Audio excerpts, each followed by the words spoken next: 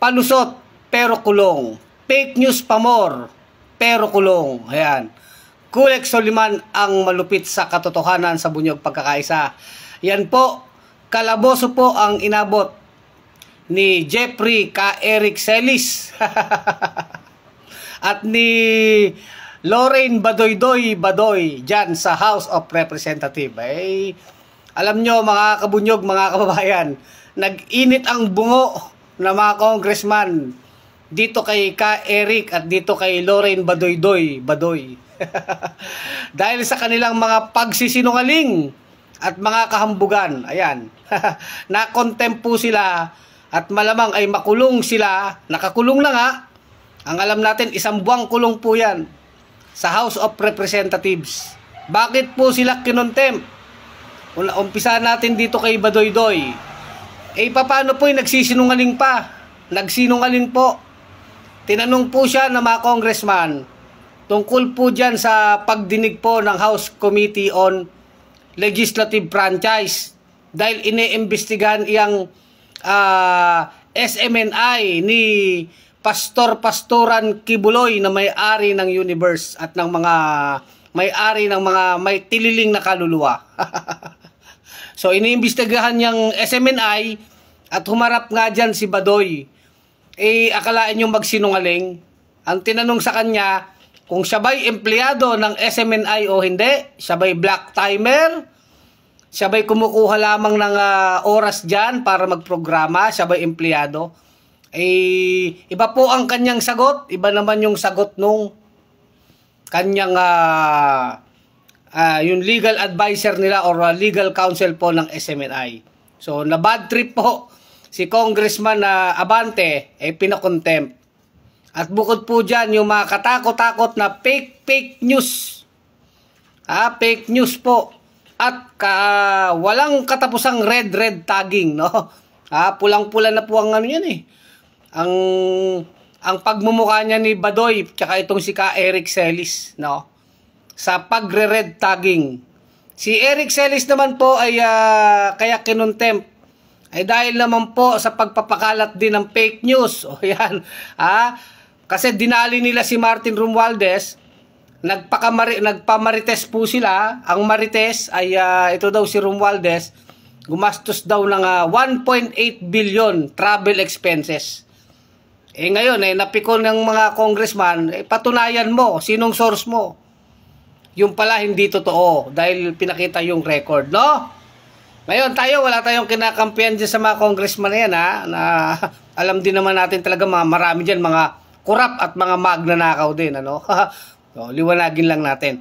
Pero this time talaga, huling-huli itong si K. Eric na nagsisinungaling at nagpakalat ng fake news. Kaya, nag-init ang buho ng mga congressman, yun, sila'y kinontempt. Sila'y pinakulong. Ngayon, ang style nito ni Badoy at ni Eric Celis, kunwari, nagbabaya-bayanihan. Kunwari sila ang bayani, tagapagtanggol ng mga naaapi, tagapagtanggol ng kalayaan sa pamamahayag.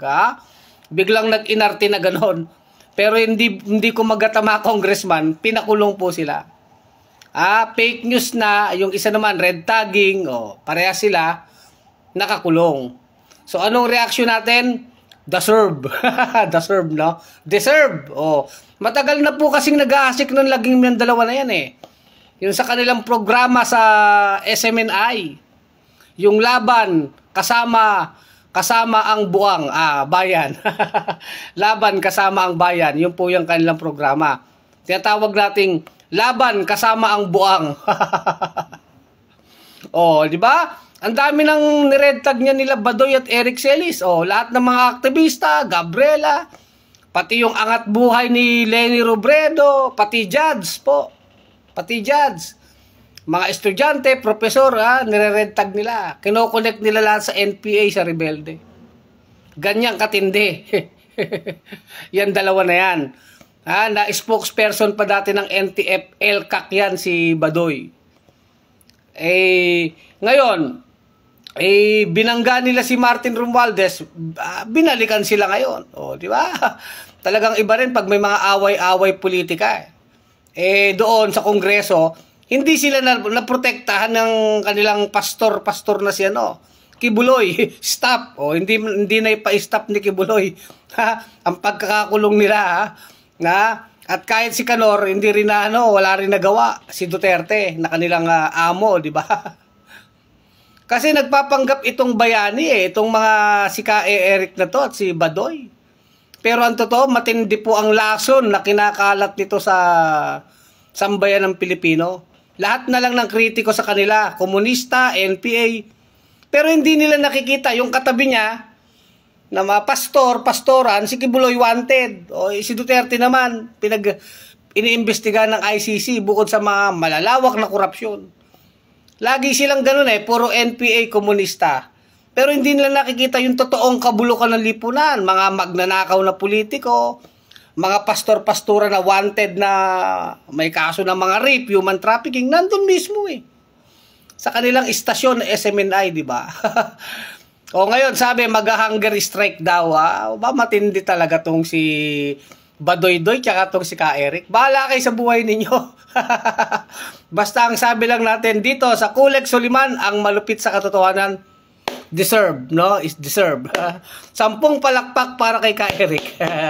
Fake news pa more. Pag initin mo uli ang bungo ng mga congressman, kulong ka. Kaya nga sabi nga weather lang yan.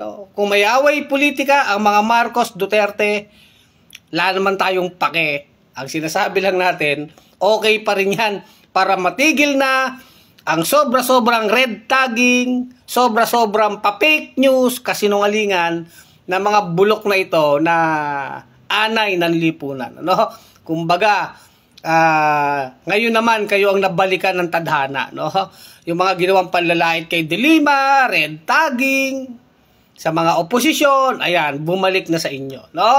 Ano na lang kayo dyan, magmuni-muni dyan sa loob ng kulungan ng House of Representatives. Si Badoy at itong si Ka-Eric Celis. Muli, ito si Kulek Soliman, ang malupit sa katotohanan sa bunyog pagkakaisa. Mga kabunyog, mga kababayan, tuloy ang laban.